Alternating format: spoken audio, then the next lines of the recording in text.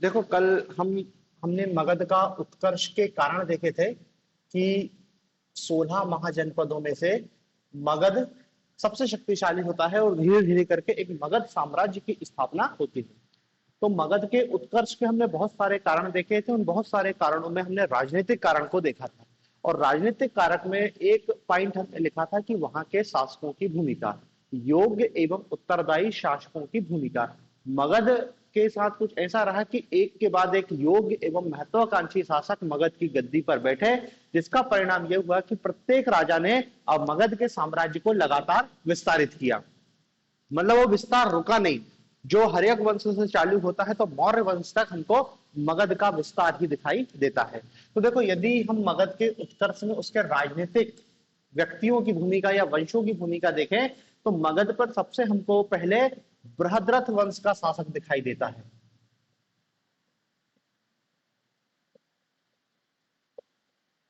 बृहद्रथ वंश सबसे पहले हमको जो शासक दिखाई देता है वो बृहद्रथ वंश का राज्य दिखाई देता है हर्यक मगध पर। लेकिन याद रखना, ये जो बृहद्रथ वंश है इसके कोई ऐतिहासिक प्रमाण नहीं मिलते हैं। इस बृहद्रथ वंश की जानकारी हमको महाभारत और पुराणों में मिलती है। बृहद्रथ वंश की जानकारी हमको कहाँ मिलती है? महाभारत में मिलती है और पुराणों में मिलती है। ऐतिहासिक रूप से इसका कोई हमको प्रमाण नहीं है। महाभारत में हम देखते हैं कि यहाँ का शासक जरासंध बताया गया है, जिसका वध कृष्ण ने किया था। बस इतनी जानकारी मिलती है कि यहाँ मगध का शासक था जरासंध, जिसका वध कृष्ण ने किया था। ठीक है ना। महाभारत और पुराण मतलब कहानियों पर आधारित है। हम इसकी ऐतिहासिकता के बारे में कुछ नहीं कह सकते। तो शुरुआत मगध का उत्कर्ष और भारत के राजनीतिक इतिहास की शुरुआत यहीं से हो रही है, क्योंकि देखो अभी कोई और बड़ा राजवंश नहीं है, यही एकमात्र राजवंश है। इसके बाद इस बृहद्रथ वंश पर शासक आता है हर्यक वंश का। हर्यक वंश, और ये ऐतिहासिक वंश है। मतलब इसकी जानकारी हमको किताबों के अतिरिक्त अन्य प्रमाणों से भी प्राप्त होती है। हर्यक वंश के बाद आता है वहां पर शिशुनाग वंश। शिशुनाग वंश, और शिशुनाग वंश के बाद आता है नंद वंश, और नंद वंश के बाद आएगा मौर्य वंश। नंद वंश के बाद आएगा मौर्य वंश। एक एक करके मगध की गद्दी पर पहले हर्यक बृहद्रथ वंश तो खैर कहानी पर आधारित, इसकी तो बात ही नहीं कर रहे हम।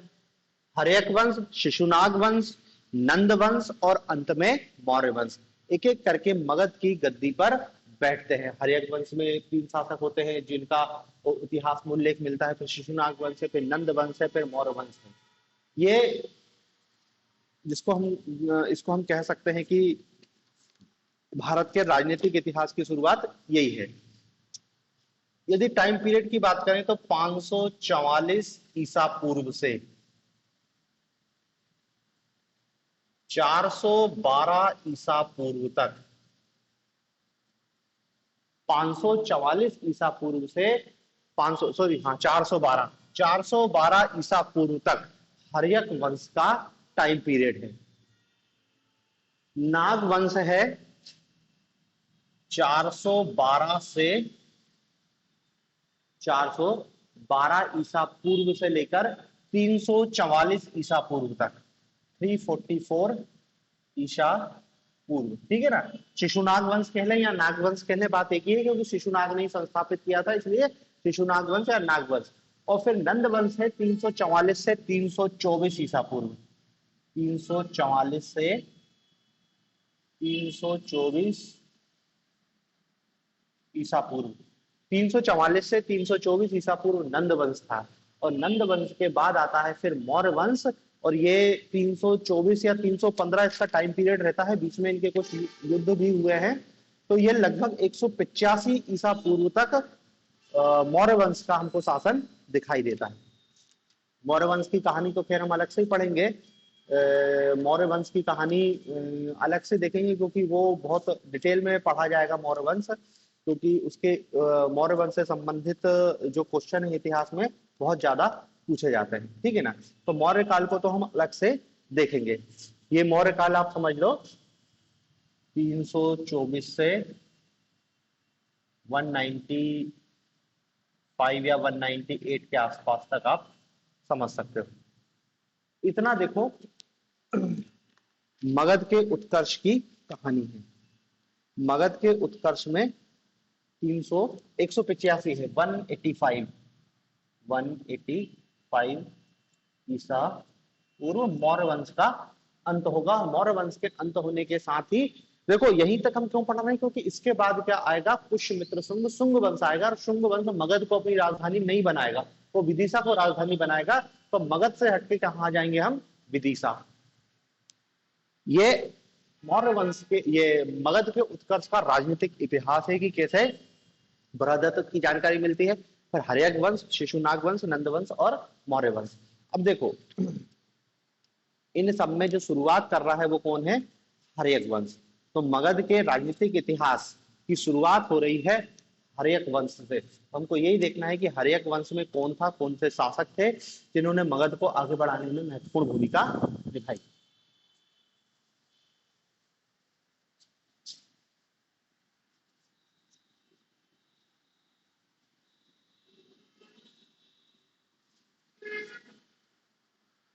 मगध, तो सॉरी हर्यक वंश से अपन देखते हैं। हर्यक वंश टाइम पीरियड भी याद रखना है हमको, कितना, 544 से 412 ईसा पूर्व, 544 टू 412 ईसा पूर्व, 544 से 412 ईसा पूर्व तक हर्यक वंश की कहानी है। इस वंश के लिए एक शब्द यूज किया जाता है, पितृहंता वंश।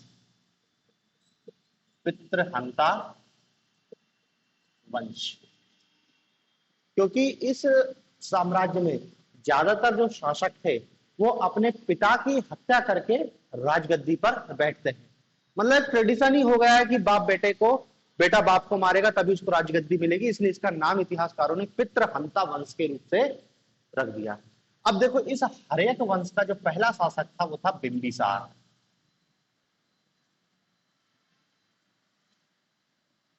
इस हर्यक वंश का पहला शासक था बिंबिसार। अब देखो बिंबिसार हर्यक वंश का संस्थापक था। संस्थापक होने के साथ साथ बिंबिसार के मगध के उत्कर्ष में महत्वपूर्ण भूमिका थी। पहले बताया, क्वेश्चन भी पूछा गया एमपीपीएससी ने कि मगध के उत्कर्ष में बिंबिसार की भूमिका को समझाइए, क्योंकि पहला व्यक्ति है जो मगध को 16 महाजनपदों से ऊपर उठा रहा है, इसलिए इतिहास में इतना महत्वपूर्ण है क्योंकि फर्स्ट व्यक्ति है। तो देखो हमको बिंबिसार के संदर्भ में कौन कौन सी बातें याद रखनी। पहली बात तो क्या है कि ये हर्यक वंश का संस्थापक है। हर्यक वंश का संस्थापक है, भारत के पहले राजवंश हर्यक वंश का संस्थापक है। फिर मत्स्य पुराण में इसको अलग नाम से जाना गया है, मत्स्य पुराण में। मत्स्य पुराण में इसके लिए क्या शब्द यूज किया गया है, क्षेत्रोजस।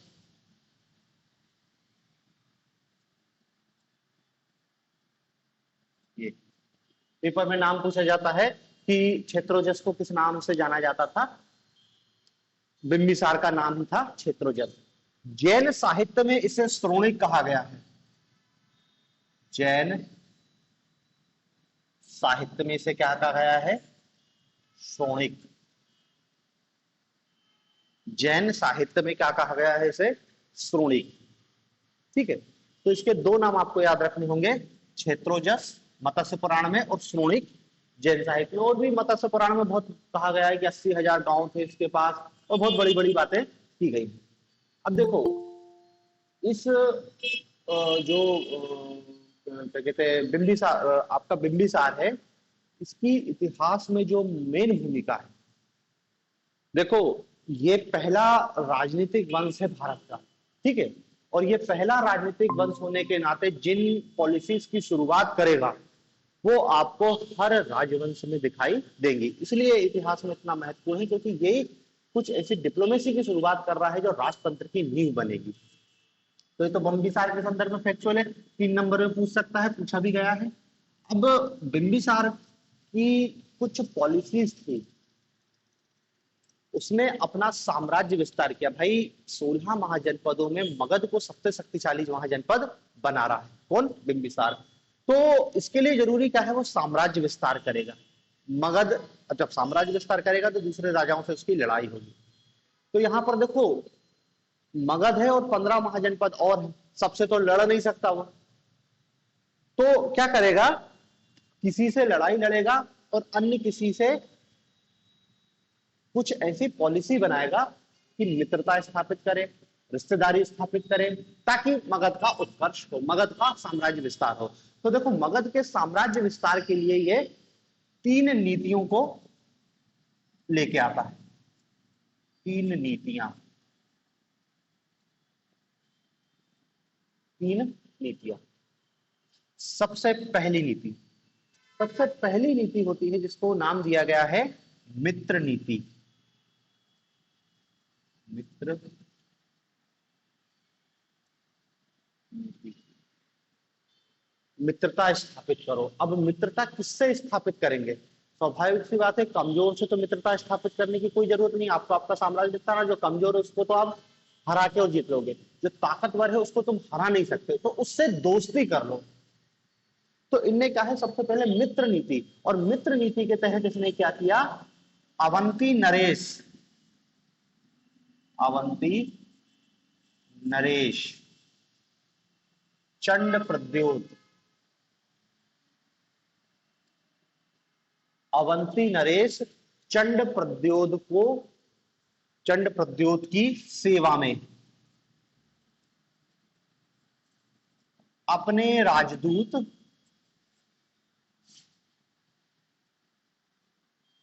जीवक को भेजता है।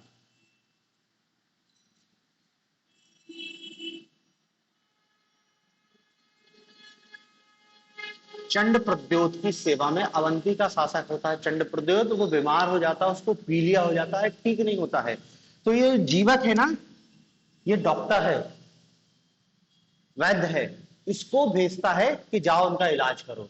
तो स्वाभाविक सी बात है कि जीवक ने जब चंड प्रद्योत को ठीक कर देगा तो फिर चंड प्रद्योत इसकी सेवा से खुश होगा ना कि यार तुम्हारे राजा को थैंक्स कहना। तो एक रूप से उसने क्या है? मित्रता स्थापित कर ली, क्योंकि अवंती नरेश चंड प्रद्योत बहुत ताकतवर शासक है। पहला पॉइंट।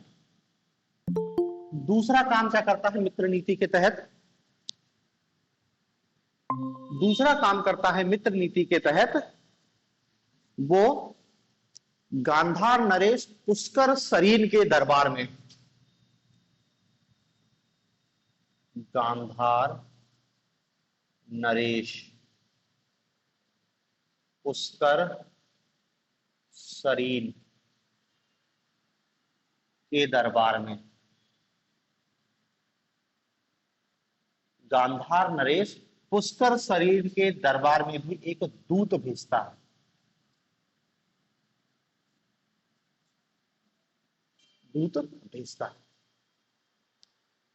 उस समय के 16 महाजनपदों में से 2 जनपद बहुत शक्तिशाली थे, एक गांधार और एक अवंती। अब देखो यदि तुम मगध है, यदि मगध के बाजू में जनपद था अंग, उसके नीचे ही था, यदि मगध अंग को जीतेगा, यदि उस पर आक्रमण करेगा, तो हो सकता है ये बात अवंती और गांधार को पसंद ना आए। तो हो सकता है कि ये दोनों मगध पे आक्रमण कर दे और मगध बर्बाद हो जाएगा। इसलिए क्या है कि जब आपको युद्ध करके किसी को हराना है तो इसके लिए जरूरी क्या है? ताकतवर का समर्थन हासिल कर लो। देखो ये उसकी मदद नहीं करेंगे लेकिन विरोध भी नहीं करेंगे। जैसे आज हमने कहा कि अमेरिका सबसे ताकतवर है, अब भारत यदि कुछ करना चाह रहा है ऐसा, तो उसको अमेरिका को अपने कॉन्फिडेंस में लेना पड़ेगा, चीन को लेना पड़ेगा, जो दुनिया की बड़ी शक्तिशाली ताकत है उनको अपनी कॉन्फिडेंस में लेना पड़ेगा कि हम ऐसा करने वाले हैं, या उससे पहले दोस्ताना संबंध स्थापित करो ताकि वो अपना विरोध ना करे। यदि तुम डायरेक्ट करोगे तो बर्बाद हो जाओगे। ये डिप्लोमेसी आज तक चल रही है। तो देखो कब से, 544 ईसा पूर्व की बात की जा रही है। 544 ईसा पूर्व मतलब समझ जाओ आज से कितने हजार साल पहले की बात है। उस समय भी मित्र नीति थी कि एक देश, एक राज्य, साम्राज्य दूसरे साम्राज्य से दोस्ती स्थापित कर रहा है, और दोस्ती कई के लिए स्थापित करेगा, ताकि हम कुछ गलत करेंगे तो तुम कुछ नहीं कहोगे। तो ये दो बड़े प्लेयर थे उस समय 16 महाजनपद में। दो बड़े प्लेयर को उनने सेट कर लिया, व्यवहार बना लिया उनसे। एक को तो इलाज करा दिया और एक को वैसे ही अपना दूध भेज दिया गिफ्ट लेके कि हमारे राजा ने, उनका तुम्हारे सेवा में ऐसा वैसा फलाना। तो ले देके एक फ्रेंड डिप्लोमेसी कहते हैं इसको। ये विदेश नीति आज भी जब फॉरेन पॉलिसी पढ़ी जाती है तो उस फॉरेन पॉलिसी में इसका भी जिक्र है। तो देखो ये मित्र नीति है। दूसरी वैवाहिक नीति। वैवाहिक नीति ये भी इतिहास में बहुत महत्वपूर्ण स्थान रखती है। साम्राज्यों में राजा महाराजाओं का विवाह केवल विवाह नहीं होता, वो एक क्या होता है, डिप्लोमेसी का हिस्सा होता है। इसलिए आप देखोगे कि राजा एक से अधिक विवाह करते थे, बहुत कॉमन था। 500-500 रानियां, 5-5 हजार रानियों का उल्लेख मिलता है इतिहास में। इस खुद बिंबिसार की 500 रानियों का उल्लेख मिलता है। कोई प्रमाण नहीं है, लेकिन ऐसा शास्त्रों में लिखा है कि इसकी 500 रानियां थी। तो यहाँ पर जैसे आम आदमी विवाह करता है, तो आम आदमी विवाह केवल ने कहा कि ठीक है अब गृहस्थी बसानी है तो विवाह कर लिया। यहाँ पर विवाह विवाह ना होकर दो व्यक्तियों का विवाह नहीं होता, बल्कि दो साम्राज्यों का विवाह है आपस में। और ये भी देखो आगे चल तक पूरा जब तक राजतंत्र चलेगा वैवाहिक नीति आपकी चलेगी ही चलेगी। मुगल बादशाह अकबर इसका सही उपयोग करता है और वैवाहिक नीति का उपयोग करके ही मुगल साम्राज्य की स्थापना या मुगल साम्राज्य का विस्तार करेगा। तो फ्रेंड पॉलिसी, दूसरी वैवाहिक नीति। और जैसे वैवाहिक नीति में बताया क्या है, शास्त्रों में इसकी 500 रानियों का उल्लेख है।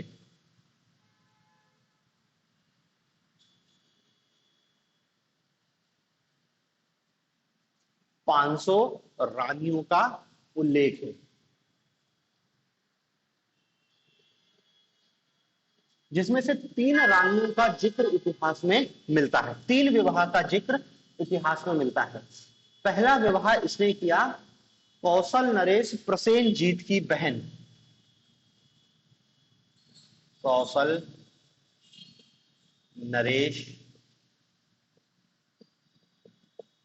प्रसेनजीत की बहन।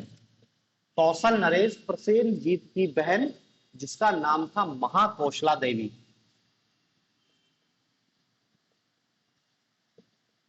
महाकौशला देवी, ये फर्स्ट मैरिज की इसने। बिंबिसार वेट्स महाकौशला देवी। और जब इसने कौशल नरेश की बहन से शादी कर ली, तो स्वाभाविक सा लड़की से शादी करी थी तो दहेज भी देना पड़ेगा। तो कौशल नरेश ने इनको क्या है, काशी दहेज में दे दिया था। काशी मिल गया था इसको, क्योंकि काशी कौशल के कब्जे में था। तो उसने उठा के काशी गिफ्ट कर दिया कि चलो हमारी बहन की शादी हो रही है। तो अब राजा है, राजा कोई 500 का लिफाफा तो देगा नहीं, उसने अपना साम्राज्य का एक टुकड़ा दे दिया बिंबिसार को। देखो एक शादी करने से एक राज्य मिल गया फ्री में। दूसरा विवाह, दूसरा इसका विवाह होता है वज्जी नरेश चेटक की पुत्री चेलना देवी से। चेलना देवी, और चेलना देवी कौन है, चेटक नरेश, चेटक के राजा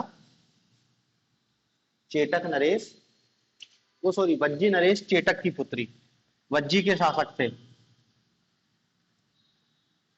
वज्जी नरेश चेटक की पुत्री,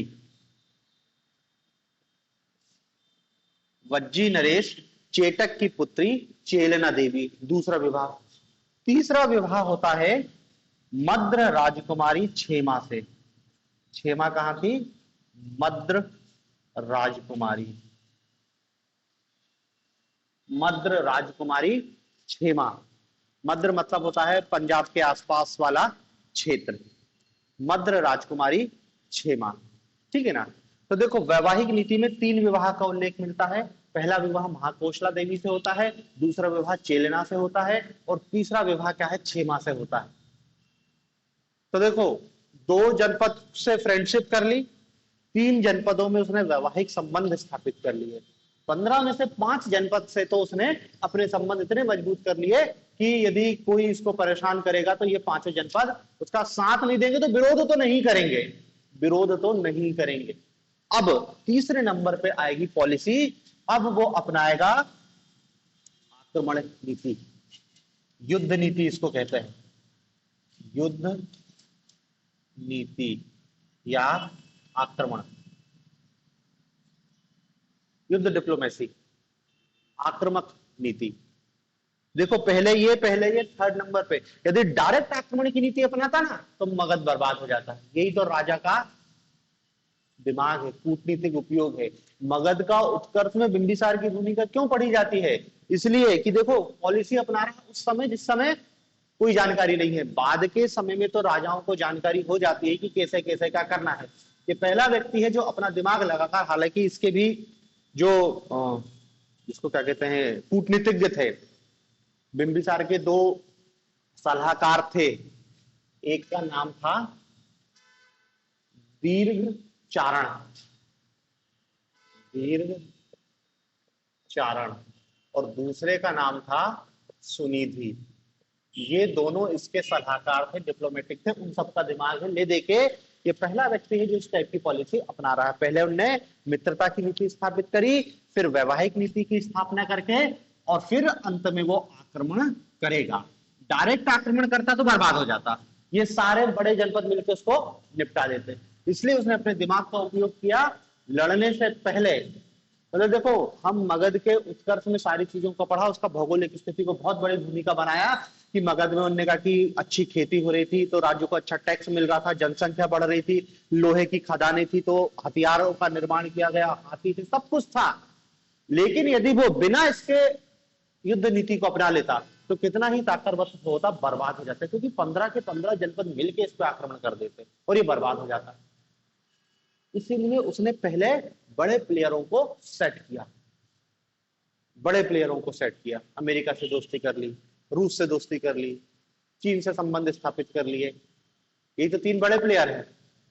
अब यदि 3 बड़े प्लेयर को तुमने सेट कर लिया और तुम पाकिस्तान पे आक्रमण करके पाकिस्तान को जीत लोगे, कोई कुछ नहीं कहेगा, क्योंकि जो कहने वाले थे, जो दुनिया के सरदार लोग, वो तुमने अपने साइड कर लिए, और जब तक ये साइड नहीं होंगे तुम कुछ नहीं कर सकते। तो इसने पहले ये किया। अब देखो तीसरे नंबर पर ये क्या है, युद्ध नीति का उपयोग करता है। तो देखो मगध, तो मगध के नीचे एक जनपद था अंग, अपन ने देखा, जिसकी राजधानी चंपा थी। फिर एक जनपद था कौशल, और एक उसके पास था काशी। काशी, कौशल जनपद, काशी महाजनपद, मगध जनपद, ये यहां पर वत्स, अवंती, वत्स, अवंती, गांधार ऊपर, और यहां पर मगध के ऊपर ही एक जनपद है वज्जी। ठीक है, तो देखो इसने क्या है, अवंती से तो वैवाहिक संबंध स्थापित, वो अवंती से मित्रता संबंध स्थापित कर लिए। कौशल का जो राजा है ना, वो काशी को जीत लेता है, तो कौशल काशी के जो काशी है वो कौशल के कब्जे में था। कौशल से इसने वैवाहिक नीति का उपयोग करके, और काशी इसको फ्री में मिल जाता है, दहेज में मिल गया ना काशी, तो काशी मिल जाता है। दूसरा जो आपका वज्जी था, तो वज्जी से भी इसने देखो पहले क्या है, वैवाहिक संबंध स्थापित कर लिए, मतलब यहाँ का भी दामाद, यहाँ का भी दामाद। गांधार से भी मित्रता है, अवंती से भी मित्रता है, सब सेट हो जाते हैं, तब ये आक्रमण करता है अंग पर, और अंग को जीत लेता है, अंग को जीत लेता है। ठीक है ना। अब देखो अंग को जीत लिया है, ये भी हमारे रिश्तेदार हैं, ये भी हमारे रिश्तेदार हैं, ये हमारा दोस्त है। अंग को जीत लिया, किसी ने कुछ नहीं किया। अंग विचार, अब देखो यदि अंग के शासक में थोड़ी सी अकल होती यदि अंग का शासक उस समय समझदार होता तो वो समझ जाता कि मगध क्या कर रहा है, चारों तरफ तो रिश्तेदारी कर ली और बड़े बड़े लोगों से दोस्ती कर ली, तो ये भी इनसे दोस्ती कर लेता। यदि अंग की दोस्ती अवंती से होती, गांधार से होती, तो मगध की हिम्मत नहीं होती कि अंग पर आक्रमण कर सके। इसलिए क्या है, जो छोटे छोटे देश हैं वो बड़े देशों से संबंध बना के रखते हैं कि कल को कोई दूसरा देश हम पे आक्रमण करेगा तो ये हमको बचाएंगे। लेकिन अंग को नहीं आया समझ और अंग खत्म हो गया। तो देखो मगध इस समय अन्य सारे जनपदों, अब देखो मैसेज गया, अंग को जीत लिया, पूरे 14 महाजनपदों में से किसी ने कोई नहीं कुछ नहीं बोला, तो क्या मैसेज गया कि अब भाई मगध ऐसा महाजनपद बन गया है जिससे कोई कुछ नहीं कह सकता। उसने दिन दहाड़े अंग पर आक्रमण करके और अंग को जीत लिया, कोई कुछ नहीं कर पाया। ठीक है, तो इस रूप में बिंबिसार पहला व्यक्ति था जिसने इन नीतियों का उपयोग किया और मगध को अन्य महाजनपदों में से सबसे शक्तिशाली बना दिया। ठीक है, तो देखो जो बिंबिसार की भूमिका मगध के उत्कर्ष में वो यही है। बिंबिसार भारत का पहला साम्राज्य निर्माता भी कहा जाए तो कोई गलत नहीं है। भले उसका साम्राज्य बहुत बड़ा नहीं है लेकिन शुरुआत तो उसी ने की है।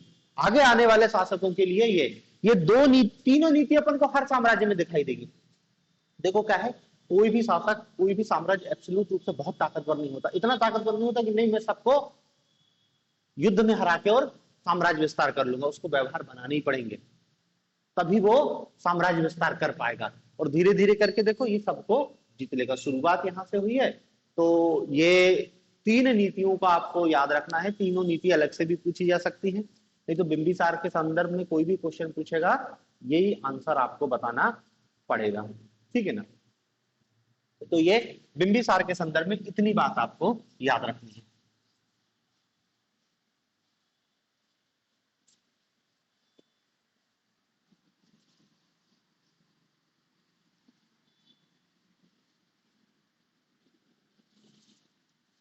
बिंबिसार के बाद हर्यक वंश में दूसरा शासक आता है अजात शत्रु।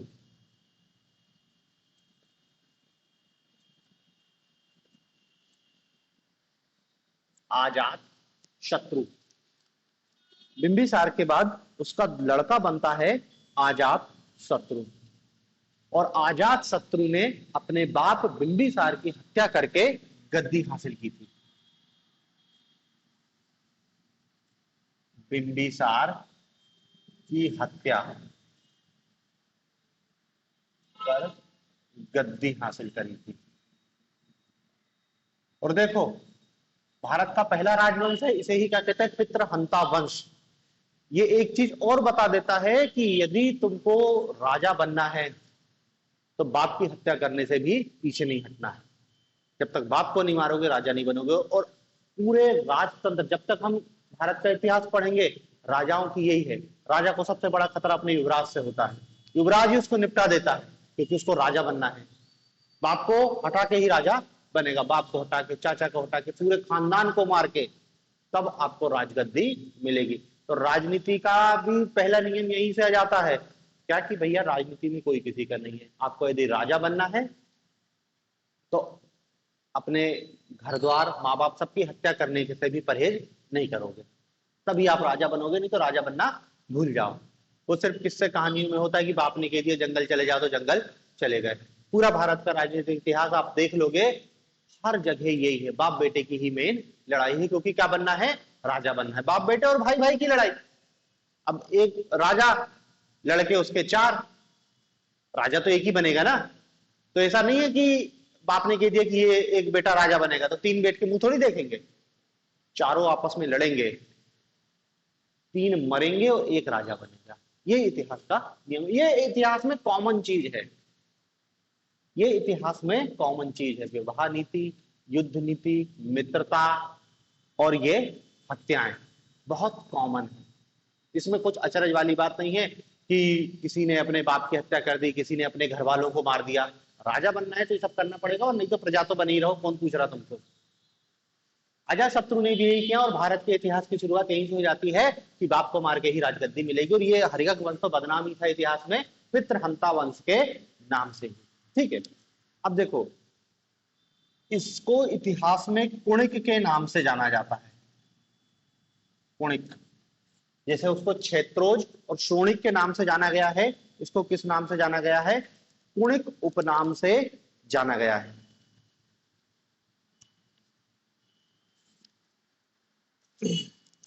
दूसरी बात, इस आजात शत्रु के राज्यरोहण के 8वें वर्ष बुद्ध को, 8वें वर्ष बुद्ध को महापरिनिर्वाण,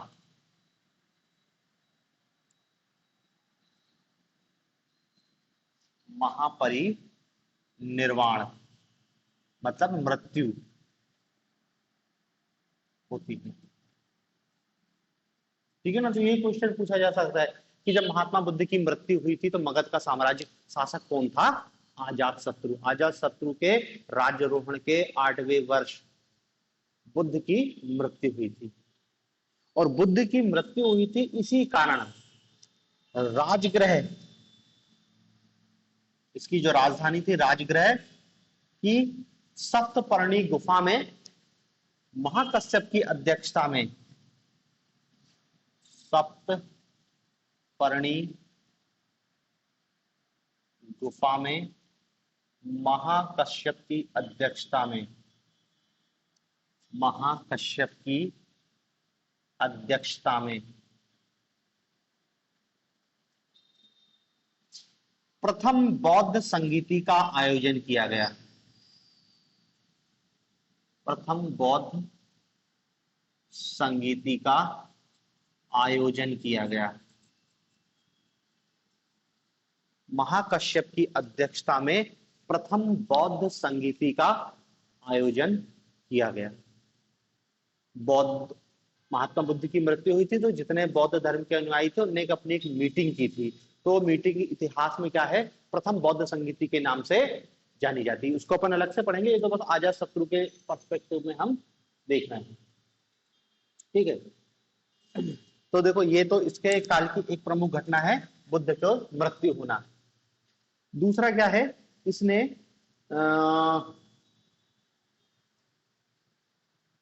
नदी दुर्ग, नदी दुर्ग की संकल्पना, मतलब देखो उस समय पहले ही देखा कि व्यापार वाणिज्य के लिए जल मार्गों की महत्ता बहुत ज्यादा है, गंगा नदी का मुख्य उपयोग हो रहा है। तो इसने क्या कोशिश करी कि जो दुर्ग है, जो किले हैं, वो नदी के किनारे ही बनाए जाएं, और उसने अपनी जो राजधानी है वो इसी रूप में विकसित करना चालू किया, दुर्गीकरण करना चालू किया। दुर्गीकरण कि चारों तरफ से दीवार उठा दी जाए और व्यापार वाणिज्य में ताकि आसानी से हो। ठीक है, अब देखो इसके काल की हमको प्रमुख राजनीतिक गतिविधि देखनी थी। इसके बाप ने तो क्या कर लिया था? अंग को जीत लिया था, बाकी जगह से उसके संबंध अच्छे थे, कहीं वैवाहिक संबंध थे, कहीं मैत्रीपूर्ण संबंध थे। अब देखो इसके शासनकाल में हमको क्या है? ये मगध था, ठीक है, मगध अंग को जीत चुका है, ये अंग है, ये मगध अंग में ही शामिल है। ठीक है, बाकी देखो अवंती तो अलग जनपद है, इसके बाप की फ्रेंडशिप संबंध थे अवंती से। कौशल है यहाँ पर, ठीक है, कौशल से इसके बाप के वैवाहिक संबंध थे, और इसको काशी कौशल के कब्जे में था, तो काशी भी क्या है? मगध को दहेज में मिल चुका था। वज्जी से भी इसके बाप ने वैवाहिक संबंध स्थापित करके रखे थे, तो वज्जी से भी कोई दिक्कत है नहीं।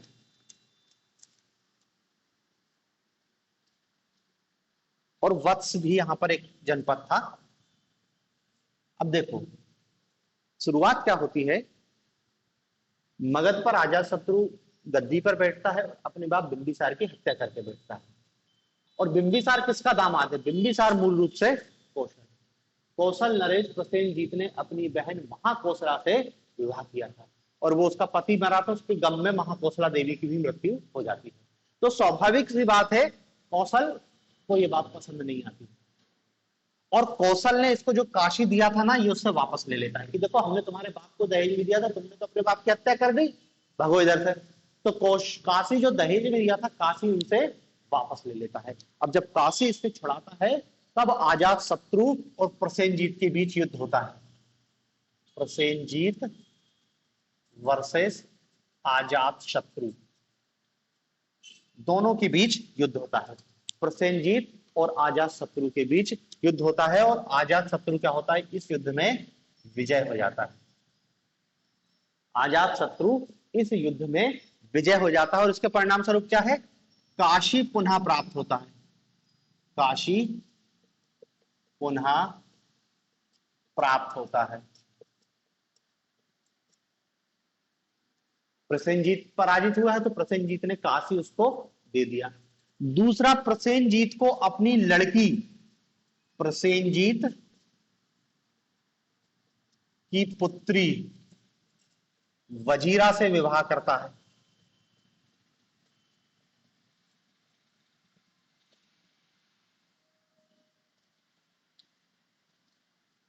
समझ रहे ना, काशी भी देना पड़ा और अपनी लड़की का ब्याह अजात शत्रु से भी करना पड़ा। इसकी बहन इसके बाप से ब्याही थी और ये, ठीक है ना, तो ये वजीरा से इसने विवाह कर लिया। कौशल की अब टेंशन खत्म हो गई। क्यों? क्योंकि भविष्य में कभी आक्रमण नहीं करेगी, क्योंकि इसके अपन दामाद बन गए, तो लड़की के ऊपर आक्रमण तो करेगा नहीं, तो ये टेंशन खत्म हो गई, काशी उसको मिल गया। दूसरा ये नंबर लाता है वज्जी का। वज्जी, क्योंकि वज्जी भी वैवाहिक संबंध थे, ये भी उनसे नाराज थे। और वज्जी दरअसल क्या है, 8 गणराज्यों का समूह था। अभी गणराज्य अपन डिटेल में पढ़ेंगे। यहाँ पे राजतंत्र नहीं होता था, मिल के शासन करते थे, रिपब्लिक, छोटे छोटे रिपब्लिक होते थे, ठीक है ना। तो वज्जी गणराज्य पर आक्रमण करता। और देखो, वज्जी गणराज्य पर आक्रमण इतना आसान नहीं था। मतलब इतिहास में ऐसा उल्लेख आ जा सकता,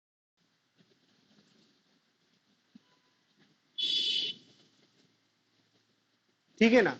तो देखो, अब इसको अगला टारगेट क्या था, वज्जी, और वज्जी गणराज्यों का समूह था। 8 गणराज्य थे, वज्जी को हराना इतना आसान नहीं था। तो इस वज्जी संघ में वो क्या है, फूट डलवाता है और इसके लिए कूटनीति का प्रयोग करता है। ये छोटे छोटे गणराज्य थे, आपस में मिलके रहते थे, तो आपस में इनको फूट डलवाता है और उनको आपस में लड़वा देता है। और इसमें इसकी भूमिका होती है, इसका एक कूटनीतिज्ञ था, ये अजात शत्रु का कूटनीतिक वस्त्रकार। वस्त्रकार, ये इसका क्या था, कूटनीतिज्ञ था। इसकी भूमिका रहती है, वज्जी संघ में फूट डलवाता है, वो आपस में लड़ते हैं और तब जाके ये आक्रमण करता है। और देखो, इस आक्रमण में 2 रथ मूसल, एक तो इसका नाम मिलता है रथ मूसल और दूसरा नाम मिलता है महाशिलाकंटक। ये 2 हथियार हैं, महाशिलाकंटक।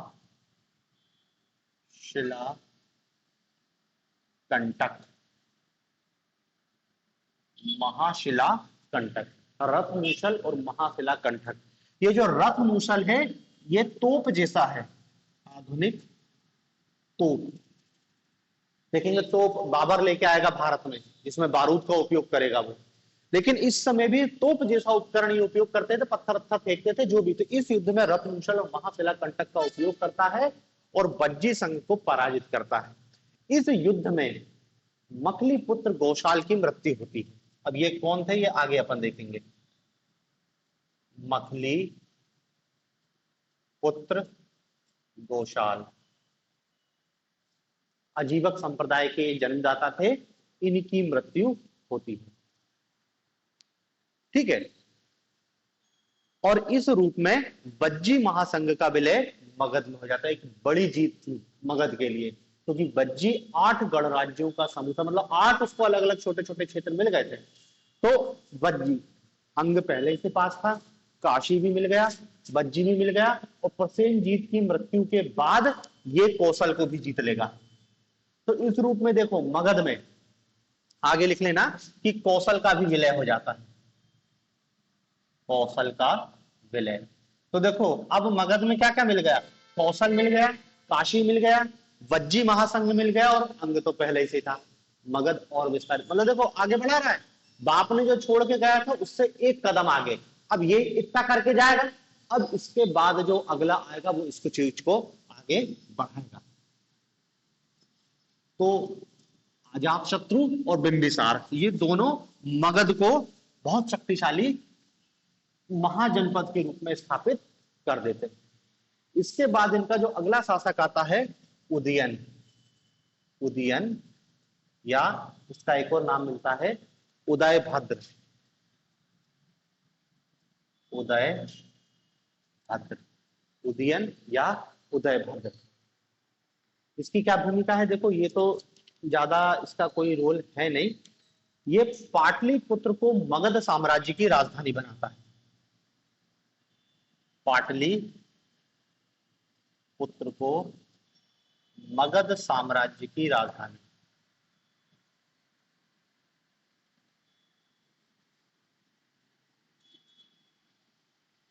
आधुनिक जो पटना है ना उसी को पाटलिपुत्र कह रहे हैं, और ये पाटलिपुत्र को मगध की राजधानी के रूप में स्थापित करता है। पाटलिपुत्र का पुराना नाम कुसुमपुर था, उसको पाटलिपुत्र के रूप में स्थापित करता है। बस इसकी और कोई भूमिका नहीं, बौद्ध जैन दोनों को संरक्षण देता है, बस बाकी कोई इसका रोल है नहीं। इसके बाद के जो शासक हैं वो केवल नाम के हैं, मतलब इसके बाद नाम ही नाम लिख लेना। एक शासक बनता है अनिरुद्ध। अनिरुद्ध अनिरुद्ध के बाद शासक बनता है मुंडक।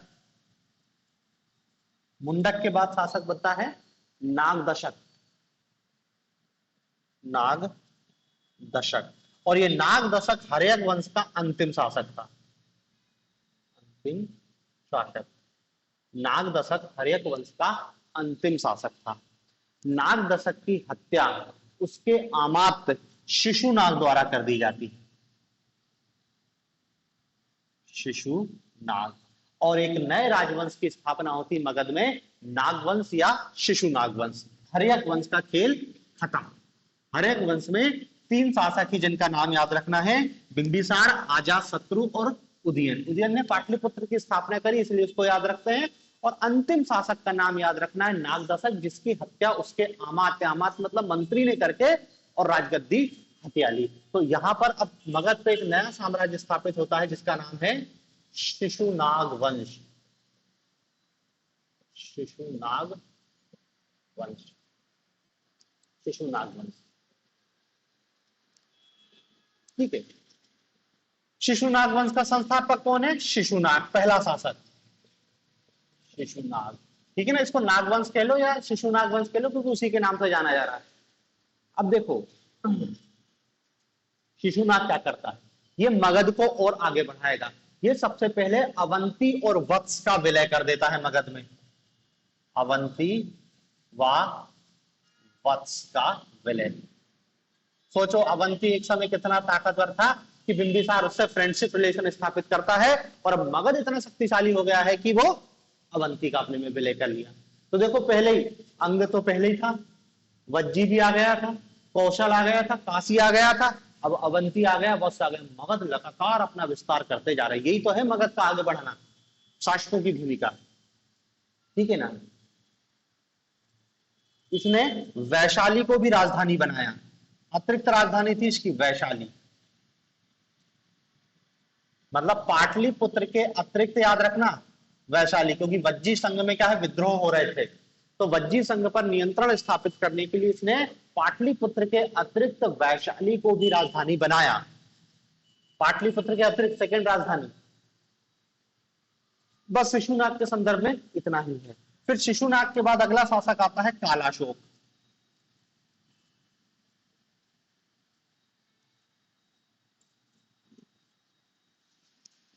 कालाशोक, कालाशोक के बारे में बौद्ध ग्रंथ दिव्यावदान, दिव्यावदान में कालाशोक को काक वर्ण कहा गया है। कालाशोक के लिए क्या शब्द यूज किया गया है? काक वर्ण कहा गया है। और यह वैशाली को राजधानी खत्म कर देता है और पुनः पाटलिपुत्र की स्थापना, पुनः राजधानी कोई काम का नहीं बन सकता, याद रख लेना। अब इस कालाशोक के संदर्भ में दूसरा इतिहास में इंपॉर्टेंट चीज है, और वो क्या है कि इस कालाशोक ने महात्मा बुद्ध के मरने के 100 वर्ष होने पर द्वितीय बौद्ध संगति करवाई थी। द्वितीय बौद्ध संगीति।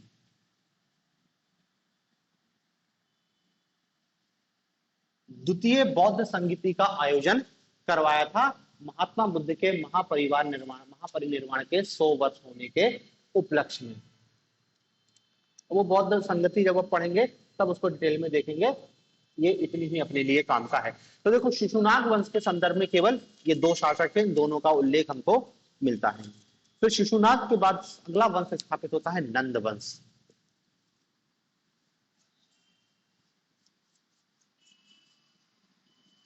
नंद वंश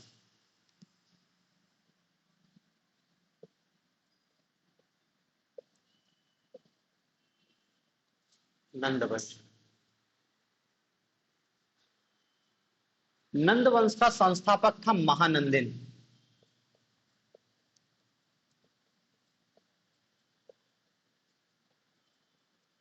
नंद वंश का संस्थापक था महानंदिन।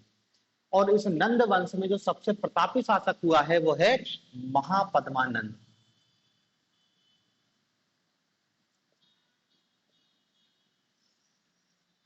महापद्मानंद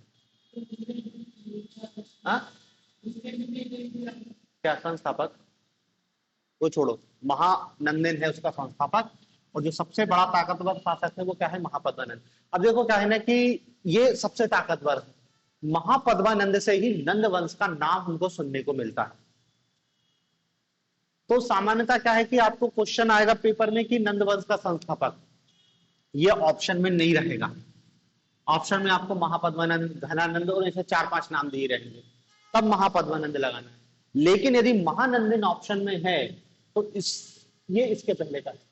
तो देखो संस्थापक उसको माना जाता है जिसके नाम से साम्राज्य चल रहा है, इसके नाम से इतिहास में पहचान है नंद वंश की।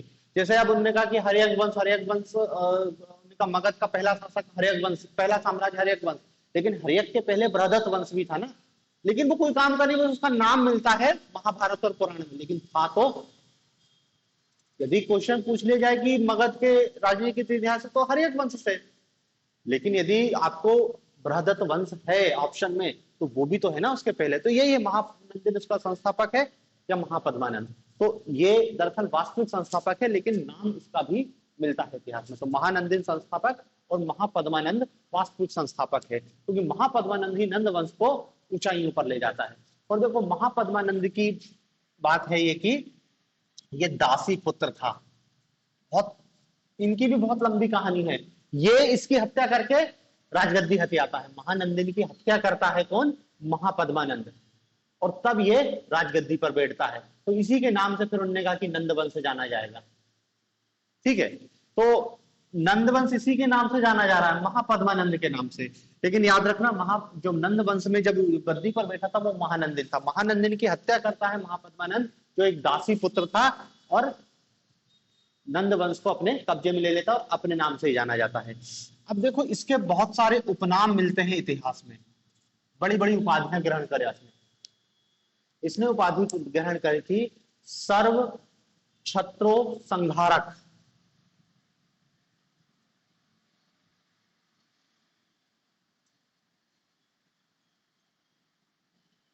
सर्व क्षत्रो संहारक मतलब क्षत्रियों का संहार करने वाला। दूसरा उपनाम इसका मिलता है भार्गव। भार्गव मतलब परशुराम का अवतार। तीसरा उपनाम मिलता है अपरो परशुराम। दूसरा परशुराम।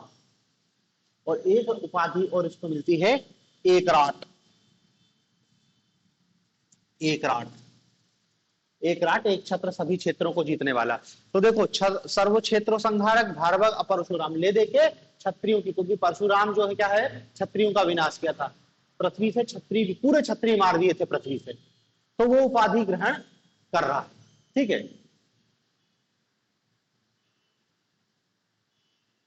फिर देखो इस महापद्मानंद का उल्लेख हमको एक अभिलेख में मिलता है। कौन सा, कलिंग का खारवेल अभिलेख। कलिंग का खारवेल अभिलेख। कलिंग का खारवेल अभिलेख में उल्लेख है कि मगध नरेश महापद्मानंद ने कलिंग पर आक्रमण किया, कलिंग को जीत लिया और कलिंग में तनसुली नहर का निर्माण किया। कलिंग जीतकर कलिंग पर कलिंग में तनसुली झील, तनसुली नहर, सॉरी, नहर का निर्माण किया, तनसुली नहर का निर्माण किया। ठीक है। अब देखो, ये जो खारवेल अभिलेख है, ये नहरों का सबसे प्राचीन अभिलेख है। मतलब क्वेश्चन पूछा आएगा कि नहरों का सबसे पहला अभिलेख, ये प्रमाण कहां मिलता है? कलिंग का खारवेल अभिलेख। नहरों का प्राचीनतम साक्ष्य किस अभिलेख में मिलता है? कलिंग का खारवेल अभिलेख। नहरों का प्राचीनतम साक्ष्य किस किताब में मिलता है? अथर्ववेद में। अथर्ववेद में नहरों को कुल्या कहा गया, लेकिन वो किताब है, किताब में लिखा है नहरों के संदर्भ में। अब किताब कब लिखी गई कोई जानकारी, लेकिन पत्थर तो एग्जैक्ट है। पत्थर का तो कार्बन डेटिंग करके आप टाइम पीरियड निकाल सकते हो, इसमें गलत नहीं हो सकता, ये झूठ नहीं हो सकता। तो नहरों का याद रखना, प्राचीनतम उल्लेख कलिंग का खारवेल अभिलेख। ये कलिंग से जिन सेन की मूर्ति उठा लाया था, कि अच्छी लगी होगी तो उनका ले चलो मगध, मूर्ति उठा लाया था। कलिंग से जिन सेन की मूर्ति उठा लाया था। इसी के दरबार में पाणिनि थे। पाणिनि जो क्या थे? व्याकरणाचार्य थे। और इनने कौन सी किताब लिखी थी? पाणिनि की अष्टाध्यायी।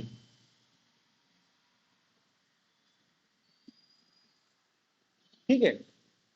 तो ये महापद्मानंद के संदर्भ में इतनी बात है। महापद्मानंद ही नंद वंश का वास्तविक संस्थापक माना जाता है, क्योंकि इसी ने क्या है, बड़े क्षेत्र पे कब्जा किया। कलिंग, कलिंग मतलब उड़ीसा, उड़ीसा वाले क्षेत्र को जीतकर मगध में मिला लिया। फिर इसके बाद नंद वंश में अगला शासक आता है घनानंद। घनानंद ये क्या है? ये नंद वंश का अंतिम शासक है। नंद वंश का अंतिम शासक,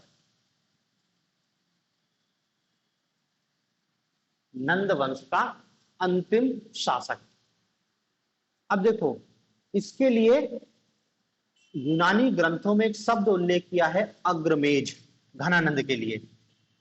अग्रमेज कहां पर? यूनानी ग्रंथों में। यूनानी ग्रंथों में इसके लिए एक शब्द यूज किया है, अग्रमेज। इस घनानंद के समय सिकंदर का भारत पर आक्रमण होता है। सिकंदर का आक्रमण, सिकंदर का भारत पर आक्रमण होता है। अब देखो, सिकंदर का आक्रमण होगा, ये मगध की गद्दी पर बैठा, और सिकंदर आक्रमण करेगा तो उधर गांधार वाले क्षेत्र पर आक्रमण करेगा, झेलम चिनाब वहां कहीं पे। वहां पर मगध का शासक नहीं था, मतलब मगध वहां तक नहीं था, और सिकंदर वहीं से आके लौट जाता है। सिकंदर वहीं से आके लौट जाता है। अब ऐसा कहानी है कि वहां के शासकों ने इससे मदद मांगी थी, इन्हें मदद नहीं करी। उन्होंने कहा कि कौन मदद करके सिकंदर से दुश्मनी ले बढ़ जाए, अपन नहीं कर रहे मदद, सिकंदर जब हमसे लड़ने आएगा, जबकि जब हम देखें तो। लेकिन इतिहास में तो हो गया ना इसका नाम, कि इसने क्या है, सिकंदर के समय मगध का शासक कौन था? मगध का शासक था घनानंद। अब देखो, इस घनानंद के बारे में एक दो लाइन और याद रखना, इतिहास में तो इसका कोई ज्यादा रोल है नहीं। इसके दरबार में शटकाल और स्थूल भद्र दो आमात्य थे इसके। शटकाल और स्थूल भद्र, शटकाल और स्थूल भद्र दो इसके आमात्य थे। इसके दरबार में तीन चार लोग थे। वररुचि,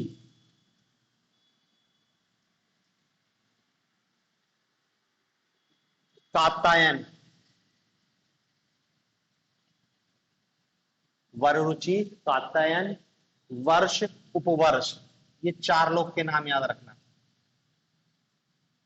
4 लोग इसके दरबार में थे। कात्यायन की तो किताब मिलती है वर्तिका के नाम से, वर्तिका कात्यायन की किताब थी, ठीक है ना।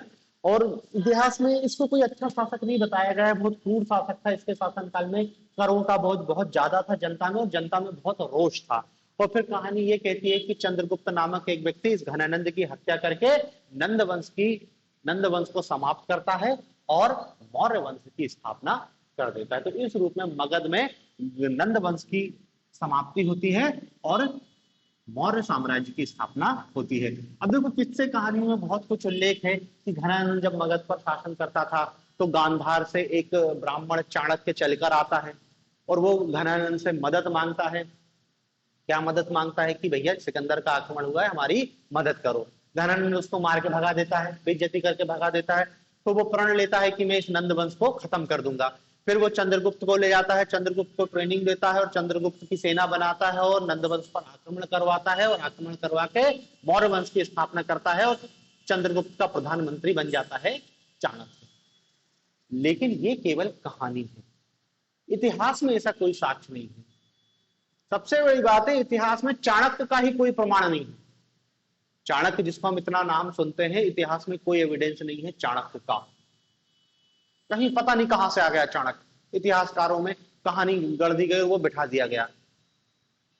किसी व्यक्ति चाणक्य जैसे व्यक्ति का उल्लेख नहीं है कि चंद्रगुप्त मौर्य का प्रधानमंत्री है। और इतिहास तो ऐसा बताता है कि चंद्रगुप्त मौर्य कुछ नहीं है, सब काम चाणक्य कर रहा है, चाणक्य की सलाह पे चंद्रगुप्त काम कर रहा है, जबकि वास्तविकता में ऐसा है नहीं। कोई ऐतिहासिक प्रमाण यूनानी ग्रंथों में कोई चाणक्य चंद्रगुप्त मौर्य का खूब उल्लेख है, चाणक्य का कोई उल्लेख नहीं है। ना तो किसी बौद्ध किसी जैन ग्रंथ में चाणक्य का उल्लेख है, ना ही कोई ऐतिहासिक साक्ष्य चाणक्य के बारे में। एक चपड़ नामक व्यक्ति का जरूर उल्लेख मिलता है, चपड़ कौन था भी जानकारी नहीं, ठीक है ना। तो अब देखो ये मगध के उत्कर्ष में अपन को इतना ही देखना, अब यहाँ पर रुकेंगे हम, मौर्य वंश को थोड़ा सा रोक के पढ़ेंगे। अब हमको यहाँ पर क्या है, 2 चीज पढ़नी है, एक तो विदेशी आक्रमण पढ़ना है और दूसरा पढ़ना है गणतंत्र के बारे में। अभी देखो गणतंत्र को हम इतना नहीं पढ़ते थे, लेकिन अब नए सिलेबस में तो गणतंत्र लिख के दे दिया है कि प्राचीन भारत के गणतंत्र। तो कौन कौन से गणतंत्र थे, उन गणतंत्रों के आपको नाम, वहां के जो महत्वपूर्ण गणतंत्र है जिनके शासक का उल्लेख मिलता है, और जो भी महत्वपूर्ण चीज होगी वो गणतंत्र। तो हमको एक देखो स्वतंत्र टॉपिक के रूप में ही पढ़ना है प्राचीन भारत में गणतंत्र। और यही काल है जब गणतंत्र है, इसके बाद गणतंत्र समाप्त हो जाएंगे। 6ठी शताब्दी ईसा पूर्व भारत में बहुत सारे गणतंत्र थे, लेकिन अब क्या है, राजतंत्र इन गणतंत्रों को समाप्त कर देगा और फिर भारत में गणतंत्र हमको देखने को नहीं मिलेंगे। तो ये प्राचीन भारत में गणतंत्र है, इसको अब अपन कल पढ़ेंगे, ठीक है ना। तो बाकी अब कल देखेंगे।